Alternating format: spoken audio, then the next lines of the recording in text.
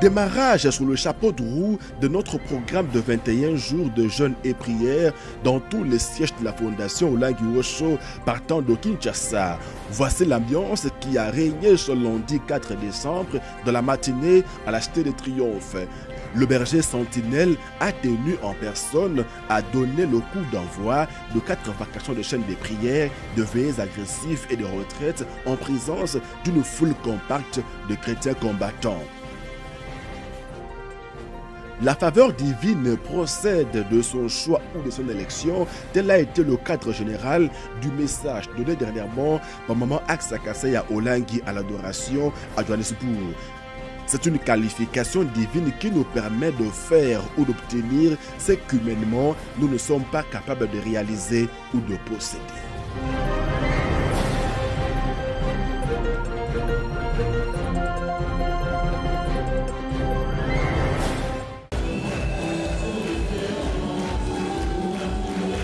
Démarrage sous les chapeaux de roue de notre programme de 21 jours de jeûne et prière dans tous les sièges de la Fondation Olengi Osho dans le monde, partant du siège international de Kinshasa. Voici l'ambiance qui a régné ce lundi 4 novembre de la matinée à la Cité de Triomphe. Le berger sentinelle a tenu en personne à donner le coup d'envoi des 4 vacations de prière, de veillées agressives et de retraites qui vont meubler d'un bout à bout ces 3 semaines sur la montagne de l'Éternel. Une foule compacte a pris part à la tranche de 9h à 12h. Oh, voilà la joie! À la montagne, il va pouvoir! À la montagne, il va pouvoir!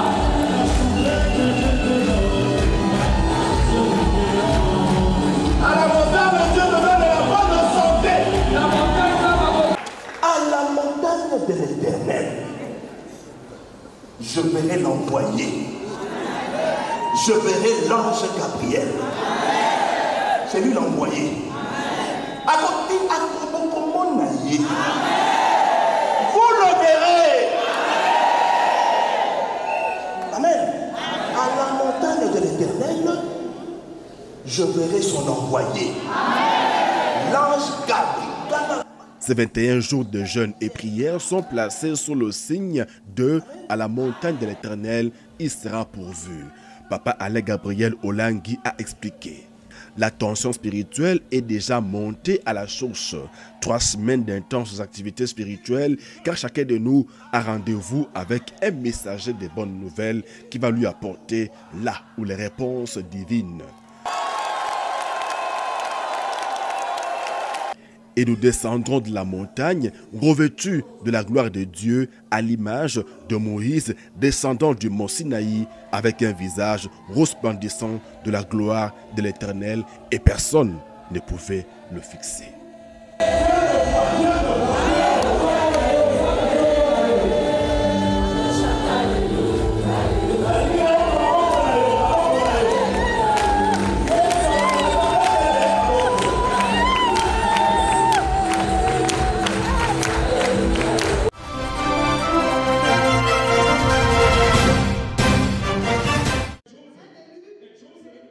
La faveur divine procède de son choix ou de son élection. Tel a été le cadre général de l'exhortation donnée dernièrement par la messagère de Jésus, Maman Aksakasseya Olengi, lors de l'adoration au siège FOW de Johannesburg.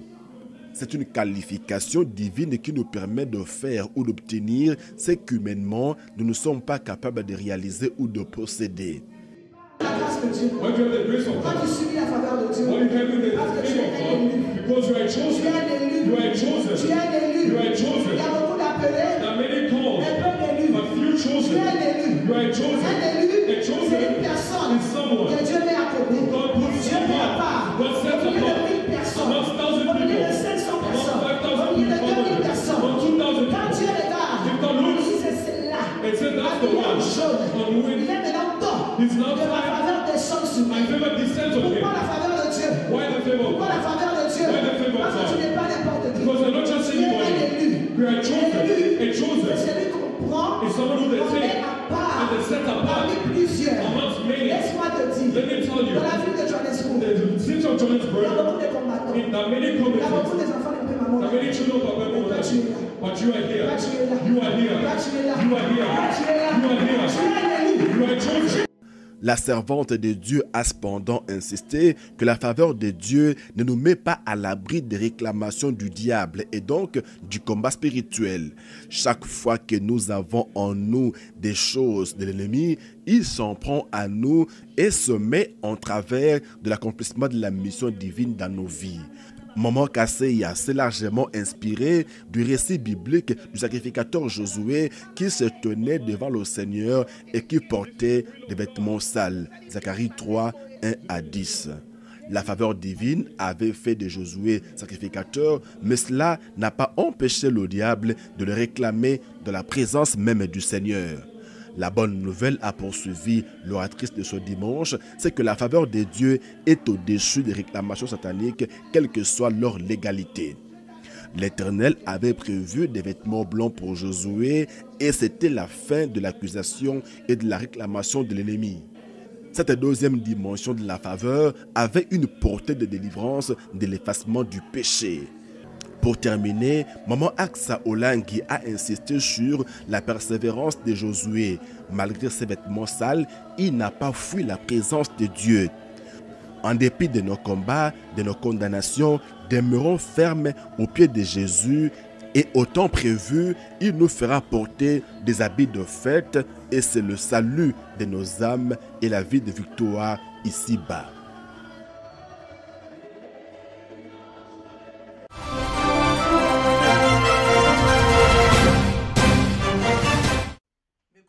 Pendant son récent séjour missionnaire au siège FOW de Johannesburg, la coordinatrice générale de la jeunesse chrétienne combattante s'est entretenue avec les responsables de la JCC de ce siège. Objectif, faire l'état des lieux du troisième organisme du ministère chrétien du combat spirituel à l'approche du café chrétien de la JCC. Globalement, c'est rassurant, mais les efforts doivent être décuplés en vue de redynamiser cet organisme ici avec effet indirect sur l'ensemble de la JCC du pays de Madiba. C'est ce qui ressort des rapports présentés brièvement par les responsables sectoriels. La coordinatrice générale les en a félicités et encouragés, surtout dans le processus de leur délivrance, la raison majeure de la présence de chacun dans ce ministère. Maman Aksa Kaseya Olangi leur a rappelé la vision et la mission de la JCC avant de leur prodiguer quelques conseils dans le sens de l'amélioration qualitative et quantitative de la tâche que chacun réalise pour l'avancement de l'œuvre de Dieu. Vous êtes dans et ils sont là. Et on sent que la personne elle a l'amour de l'œuvre de Dieu. Et on se dit on sent qu'elle a ça en elle. Elle ne force pas. Et quand Dieu permet que vos qualités sont exposées, ça nous permet de dire que par rapport à vos qualités, telle personne peut occuper. Parce que même notre destinée, Dieu veut nous enlever. La destinée dépend de ce que Dieu a mis en nous, de comment Dieu nous a équipés. Si Dieu, dans son plan, avait prévu que tu sois un président de la République d'un pays, il va t'équiper de tout ce qu'il faut. Quand il est né leader, on sent que c'est en lui, il ne force pas. Elle a aussi annoncé la mise en place dès janvier prochain du nouveau comité dirigeant de la JCC Johannesburg, une restructuration qui s'impose au regard des défis à relever par le ministère, la JCC étant le fer de lance de ce dernier.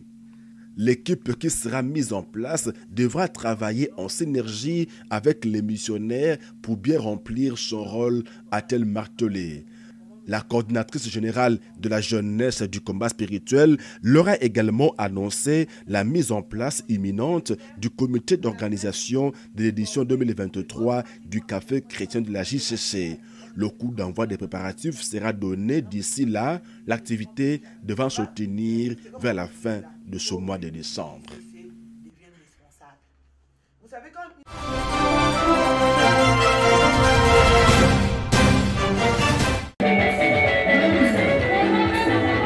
Après l'Est de la République démocratique du Congo où il a passé plusieurs mois pour proclamer haut et fort les merveilles du Dieu du combat spirituel dans sa vie, le disciple de Jésus, Papa Dieudonné Bilanga, est arrivé au siège de la FOW, mais là de Luanda.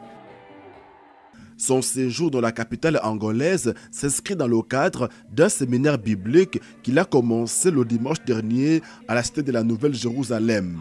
Séminaire axé sur le thème de la malédiction à la bénédiction, de la mort à la vie, de la maladie à la guérison.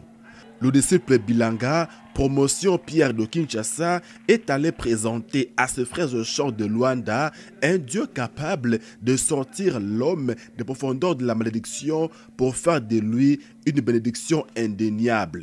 Du célibat, du sautérisme, du chômage, du désemploi, du chômage, du désemploi, de la pauvreté, la pobreza, des ténèbres, das trevas, de l'échec, da reprovação, de la mort, da morte.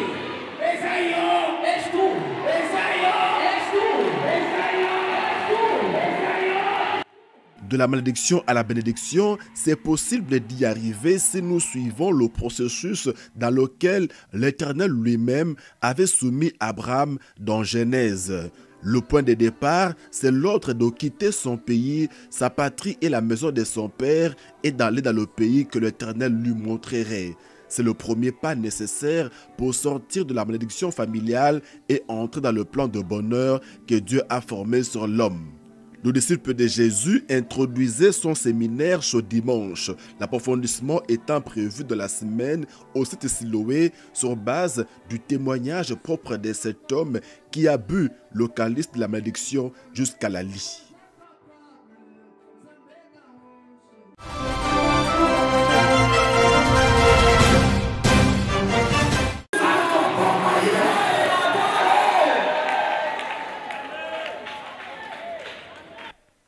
Alors que nous nous approchons de la commémoration de la naissance de Jésus-Christ au siège FOW Mela de Luanda, les chrétiens combattants ont été conduits dernièrement à prier en fonction de réalités spirituelles cachées derrière la venue au monde de l'enfant Jésus.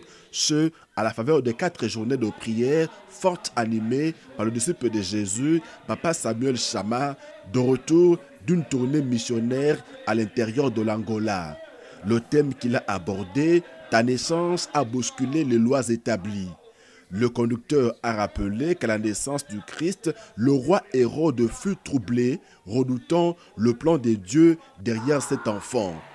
Il en est de même pour nous dans nos familles. Il existe un esprit géant qui est perturbé à chaque naissance, se demandant, comme à l'arrivée de Jean-Baptiste, que sera donc cet enfant ? En clair, le diable qui ne connaît rien du programme de Dieu sur chacun se préoccupe de ce que ce plan divin vienne mettre à mal sa mission de dérober, d'égorger et de détruire. L'autre réalité spirituelle importante à expliquer Papa Samuel Chama, c'est l'étoile.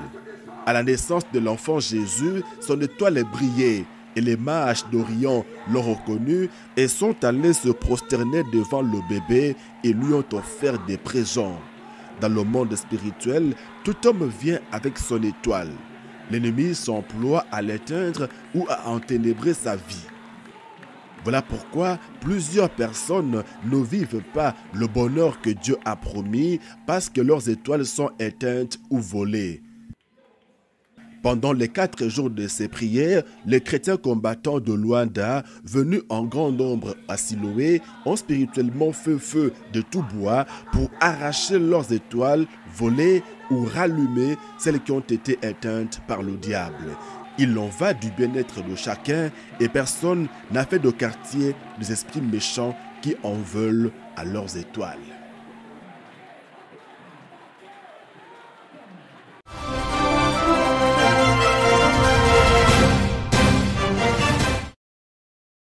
De la nouvelle structure de la jeunesse chrétienne combattante qui a été mise en place dernièrement par la coordinatrice générale de la JCC, Maman Aksa Kaseya Olangi à Luanda, il y a désormais un département du partenariat.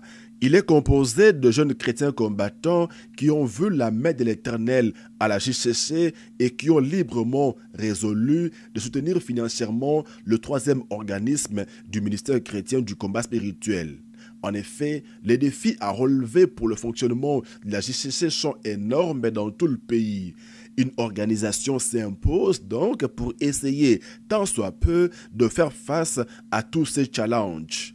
Au niveau de Luanda donc, un comité a été mis en place. Il est présidé par le frère Dioko Antonio, secondé par le frère Papi Mafuluta. Les deux responsables ont pris la parole dernièrement lors d'une rencontre de combat de base à Siloé pour expliquer la vision et la mission de ce service d'appui et obtenir l'implication d'un grand nombre de jeunes. Les deux responsables ont aussi mis en lumière les avantages de servir le Seigneur avec ses moyens financiers. L'Éternel a ouvert les écluses des cieux sur nous et menace l'ennemi qui vient dévorer nos revenus, ont témoigné les deux partenaires de la JCC. Le répondant ne s'est pas fait attendre. Beaucoup de jeunes chrétiens combattants ont librement pris l'engagement d'apporter eux aussi leur pierre à la construction de l'édifice. Des fiches de souscription mensuelles ont été remises à chacun sur fond de la prière des missionnaires afin de sceller leurs engagements, leurs vœux par le sang précieux de Jésus. Avant Luanda, Kinshasa avait déjà donné le ton du partenariat de la JCC.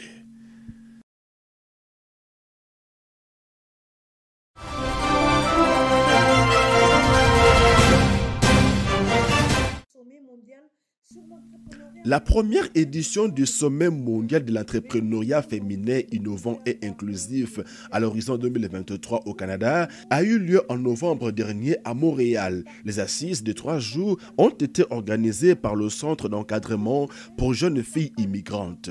Le CEJFI est dirigé par Madame Régine Alende Chombo Congo, messagère de Jésus, CFMC Montréal.